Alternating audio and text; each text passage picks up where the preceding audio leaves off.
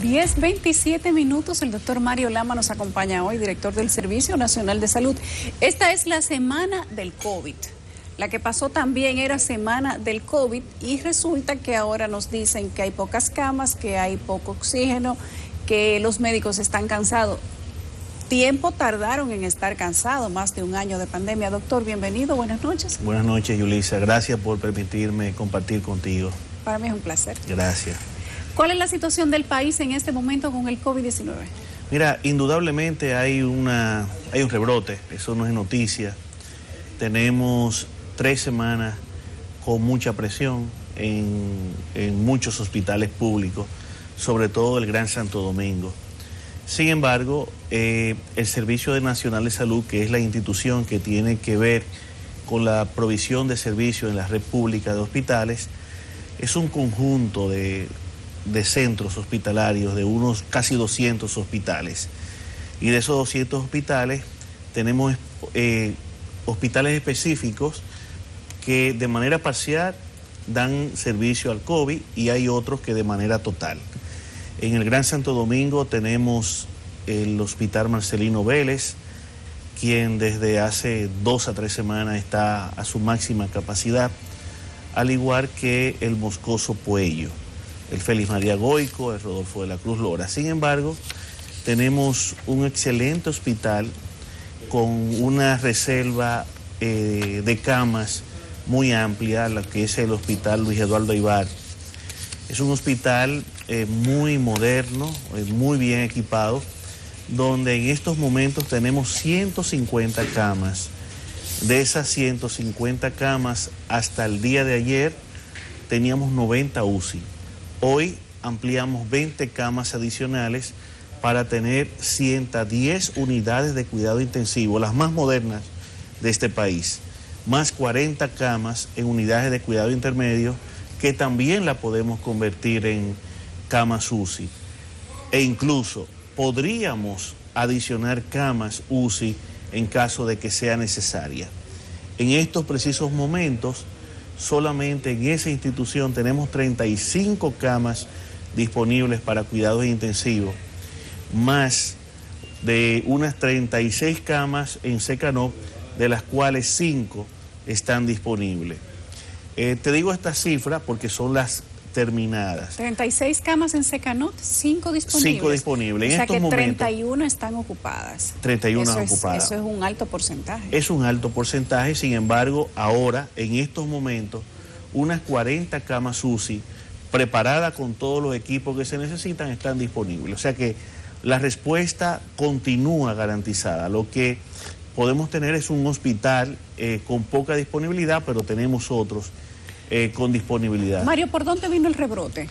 Semana Santa, la fiesta clandestina. Vino el rebrote por varias causas. Primero, que están circulando cepas que han mutado. 24, dijo el ministro de Salud Pública aquí en esa silla donde tú estás. Son 24 muchas. 24 nuevas variantes de COVID-19. Y de esas variantes hay algunas que son muy agresivas. Su comportamiento, el comportamiento de algunas cepas es completamente diferente. Antes veíamos un paciente durar de 8 a 10 días para llegar a una unidad de cuidado intensivo. Sí. Hoy vemos un paciente entre 3 y 4 días con un 50% de los pulmones afectados.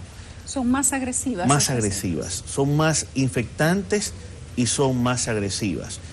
Si tú te fijas y revisas el comportamiento epidemiológico de la enfermedad y revisas la cantidad de casos en enero, vas a ver que eran menos casos en enero, pero eran más casos en enero, pero menos casos en cuidados intensivos. Sí.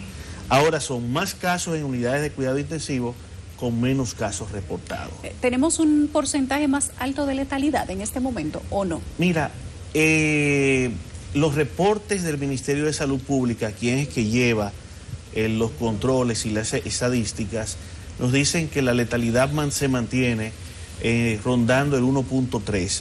Sin embargo, hay un grupo de defunciones que están en proceso de ingresar a las estadísticas, porque recuerda que podemos tener una defunción hoy y no necesariamente entrar hoy ni mañana a las estadísticas, porque lleva un proceso de llenado de acta de defunción y de notificación que puede tardar 1, 2 o 3 días. Es por eso que tú ves que en los reportes están las defunciones de las últimas 24 horas y otras defunciones, porque hoy pueden entrar en los reportes de defunciones de hace 2 días atrás, 3 días atrás. Te puedo decir que sí percibimos un ligero incremento en las defunciones en los últimos días. Ahora no sé si este ligero incremento va a modificar positivamente hacia arriba los reportes epidemiológicos, porque eso, los reportes de la letalidad son casos de fallecimiento por casos de pacientes COVID notificados. Pero sí te puedo decir que es más agresiva la cepa. Es más contagiosa. Y es más contagiosa, más agresiva y más contagiosa. Ahora, un paciente contagiado de COVID en 4 días está en cuidados intensivos. Muchos de ellos, sí. La mayoría. Pero antes no tardaba todo ese tiempo. Tardaban 8 a 10 días. ¿Cuándo nos dimos cuenta que estas cepas, cual sea de las 24, era más agresiva que las anteriores? Estamos viendo, comenzamos a notar un cambio en el comportamiento en las últimas 6 semanas. 6 semanas. Sí. ¿El gobierno tiene desde hace 6 semanas esa información? No, te estoy diciendo, en los clínicos, estoy hablando de la parte clínica, no te estoy hablando del gobierno, no te estoy hablando de gabinete de salud.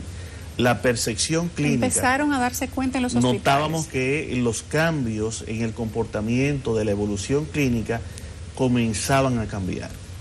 Desde hace unas 6 semanas más o menos estamos recibiendo algunos cambios en el comportamiento del proceso epidemiológico y de evolución clínica. ¿Cómo está la inversión que están haciendo las autoridades? ¿Tenemos dinero, nos queda dinero al país para seguir con esa llave abierta que es el consumo por el COVID-19? Te puedo decir que el gobierno ha hecho absolutamente todo lo necesario para proveer a los dominicanos de todas las atenciones que se necesiten en los hospitales.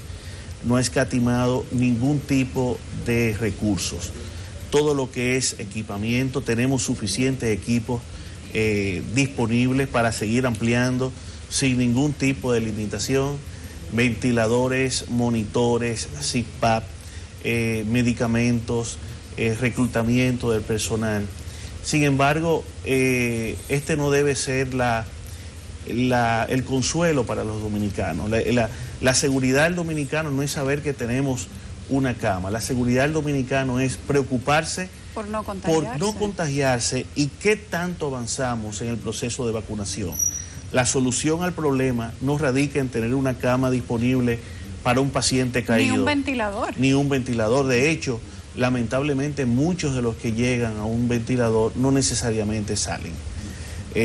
Tener un ventilador y tener una cama y el personal garantiza la asistencia, pero es una medicina que no es la donde nos tenemos que enfocar. Nos tenemos que enfocar en la medicina preventiva.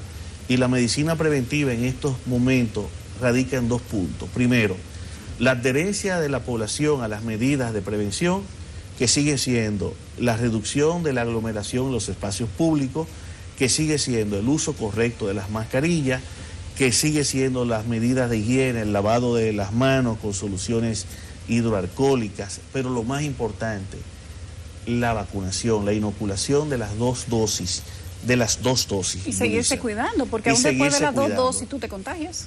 Te puedes contagiar porque no protege de manera absoluta contra el virus. Ahora sí, lo que protege casi de manera absoluta es de que tú llegues a una unidad de cuidados intensivos o que llegues a un fallecimiento. Pero el cuerpo no genera anticuerpos hasta después de los 3 meses, dice Salud No, Pública. la generación de anticuerpos comienza, pero el nivel de protección es adecuado, es su punto ya de corte 2 semanas después de la segunda dosis de la vacuna.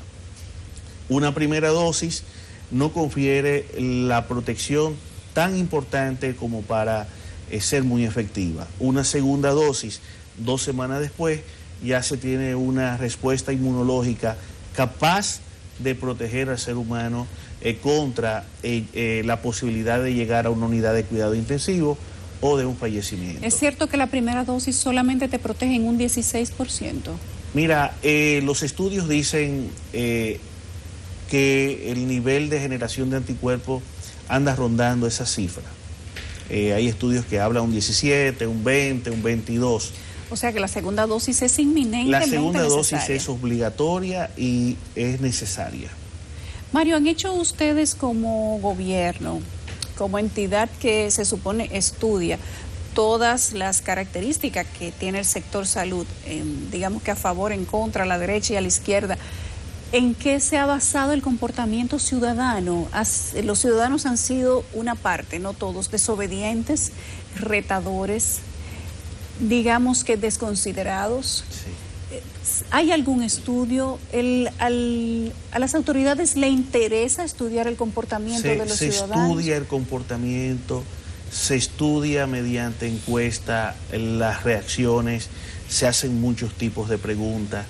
Es un proceso continuo de vigilancia y de medición de la forma de pensar de los dominicanos. Indudablemente existen muchos factores que han contribuido, aunque te puedo decir que tener 5 millones de vacunados como lo tiene la República Dominicana en estos momentos es un gran logro, sí, en muchos sentidos. Primero, porque somos de los pocos países que han avanzado a esa velocidad. República Dominicana está en cuarto lugar. Estaba en el tercer lugar de más dosis vacunados por 100 habitantes. Cada 100.000. Sí. Sin embargo, hemos tenido resistencia en un segmento de la población, sobre todo la población muy joven, que no tiene tanto acceso a la información correcta y adecuada. Sí, sectores muy populares. Sectores, sí, que intervienen muchos factores. Algunas creencias que se introducen en el ambiente científico, donde incluso participan hasta teorías de conspiración en estos momentos. Mundial. El nuevo orden, quizás hasta un componente político que apuesta al fracaso de una gestión exitosa, que se vea a simple legua y que apuesta a que todo salga mal. Todos estos componentes maliciosos quizás pueden estar haciendo puntos de encuentro en algunos de esos movimientos que están ocurriendo. Mario, cuando tú oyes una persona... Sin embargo, este es un país inteligente, Yulisa, ¿eh? Sí, sin duda. Y con un sentido de interpretación de la lógica caemos parados donde sea. Mira muy que amplio. El COVID pudiera habernos dado más duro y todavía estamos de pie. Así es. Por la inventiva del dominicano. Y ha entendido que tiene que vacunarse. Yo creo que el hecho de tener 5 millones de personas vacunadas, aunque sea con la primera dosis, y casi 2 millones con 2 dosis, te dice que a pesar de que hay una población que cree en cosas que quizá carecen mucho de fundamento, hay otra gran parte de la sociedad que sí está atenta a lo que puede pasar y que sí quiere cooperar. Y que está atenta incluso a esas personas que ejercen algún tipo de influencia o de liderazgo y que han introducido componentes que son negativos para la misma sociedad, incluyendo algunos líderes religiosos. Increíble. Que hemos visto la forma de expresarse ante una situación que afecta a los mismos que se congregan en ese tipo de pensamiento. Casualmente eso te iba a preguntar, ¿qué pensabas tú cuando veías personas que son líderes religiosos? Se supone que, bueno, decían que la religión es el opio de los pueblos, pero... Me siento mal porque yo creo en Dios, yo soy creyente. ¿Se utiliza el nombre de Dios en vano? Sin embargo, por ese comportamiento, muchos de los que expresamos públicamente nuestra creencia nos miran muchas veces de manera distinta, por ese tipo de comportamiento y por esos tipos de expresión que hacen estos llamados líderes religiosos. Mario, tenemos que hacer una pausa que va a ser muy, muy corta. Te tengo varias preguntas que solamente tú como director del Servicio Nacional de Salud me puedes responder. Llévame suave, Yulisa. Te voy a llevar suave. Regresamos en un minuto.